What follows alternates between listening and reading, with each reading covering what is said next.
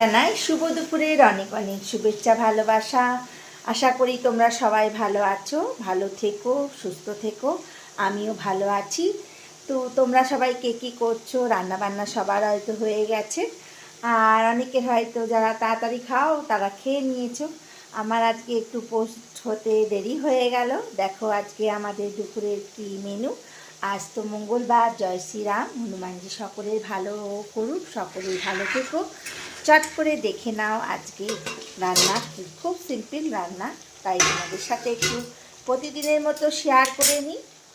দেখো আজকে এখানে করেছি এঁচোড়ের তরকারি, নিরামিষ এঁচোড়ের তরকারি করেছি। এখনও আর একটু টান টান হলে নামিয়ে দেব, হয়ে এসেছে, এবার নামাবার মুখে আছে।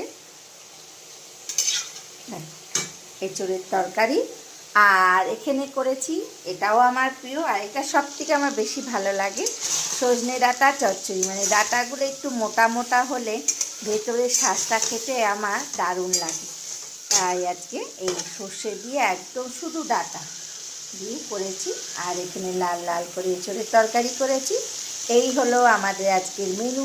তোমরা সবাই কে কী রান্না করেছো অবশ্যই আমাকে কমেন্টে বলে দেবে, খুব ভালো লাগে শুনতে, তাই তোমাদের বলি। আর আজকের মতো এখানেই রাখছি। যদি ভিডিওটা ভালো লাগে একটা লাইক কমেন্ট অবশ্যই করে দিও। চলো টাটা, বাই বাই, সবাই ভালো থেকো, সুস্থ থেকো, আবার পরে কথা হবে তোমাদের সাথে।